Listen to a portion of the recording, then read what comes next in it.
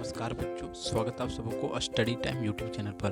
बच्चों, इस वीडियो के माध्यम से कक्षा 8 क्लास का जो हिस्ट्री का लास्ट चैप्टर है झारखंड में हॉकी, इस चैप्टर का जो अभ्यास का प्रश्न उत्तर है, क्वेश्चन आंसर है, इस वीडियो के माध्यम से क्वेश्चन आंसर को मैं बताने वाला हूं। तो वीडियो को ध्यान से देखिएगा। देखिए, कहा जाता है झारखंड में हॉकी, इस चैप्टर का नाम है। ठीक है, तो देखिए, आइए चर्चा कीजिएगा, आइए याद करें यह प्रश्न जो निम्नलिखित प्रश्नों रिक्त स्थानों को फिलिंग कीजिए। तो कहा जाता है कि आयरलैंड में हॉकी को हार्ली नाम से जाना जाता है। ठीक है, तो फर्स्ट का आंसर हो गया। दूसरा है हॉकी को ओलंपिक में 1900 में जोड़ा गया, यानी कि शामिल किया गया। पहले हॉकी को जो सो ओलंपिक में नहीं जोड़ा गया था। फिर आगे सावित्री पूर्वी झारखंड की पहली महिला अंतर्राष्ट्रीय हॉकी खिलाड़ी थी, पहला अंतर्राष्ट्रीय हॉकी खिलाड़ी थी। अगला है, कहा जाता है एम स्टार्ट ओलंपिक में भारतीय हॉकी टीम के कप्तान जयपाल सिंह मुंडा थे। कौन थे? जयपाल सिंह मुंडा थे, भारतीय हॉकी टीम के कप्तान। अगला है, मास्को ओलंपिक टीम में झारखंड के सिल्वानुमा गड़बड़ शामिल था। क्या था? सिल्वानुमा गड़बड़ शामिल था। अब अगला प्रश्न है दूसरा नंबर का, जो कहा जाता है निम्नलिखित प्रश्नों का उत्तर दीजिए। ठीक है, और ये क्वेश्चन को समझिएगा। पहला नंबर का प्रश्न है इसका, दूसरा का नंबर का, कहा जाता है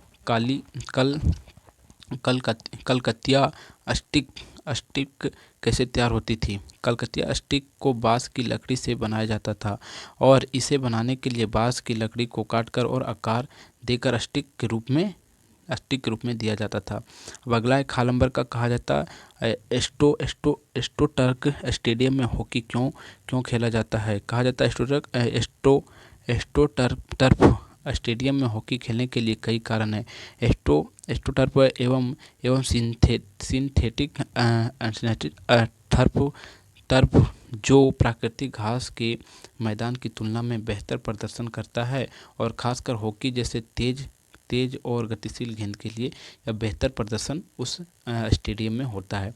अब देखिए, आइए चर्चा कीजिए का प्रश्न है, ये प्रश्न को समझिएगा। कहा जाता है तीसरा नंबर का प्रश्न है 1928 से 1956 तक अंतर्राष्ट्रीय स्तर पर भारतीय हॉकी टीम के दबदबे को कैसे स्पष्ट किया जा सकता है? यानी कि 1928 से 1956 के बीच में देखा जाए तो भारतीय हॉकी टीम जो थे उन्होंने बहुत अच्छा प्रदर्शन ओलंपिक में और अंतर्राष्ट्रीय खेल में भी किया था।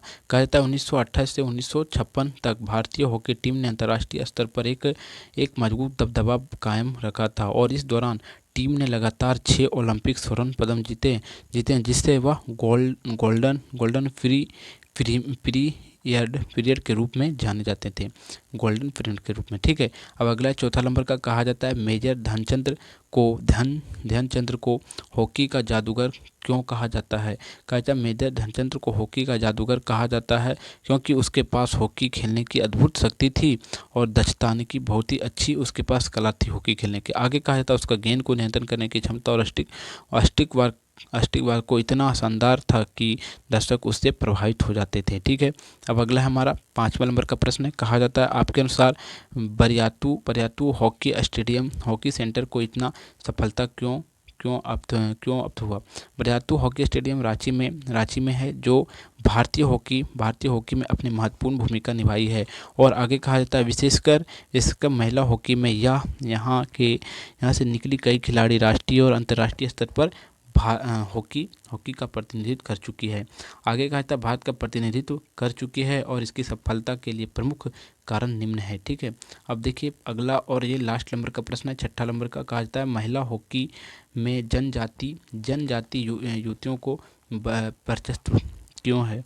महिला हॉकी में जनजातीय युवतियों की वर्चस्व इसलिए है क्योंकि शारीरिक रूप से मजबूत होती है और उनमें खेल के प्रति गहरी रुचि होती है। और इसके अलावा जनजाति क्षेत्र में हॉकी का खेल बहुत लोकप्रिय माना जाता है।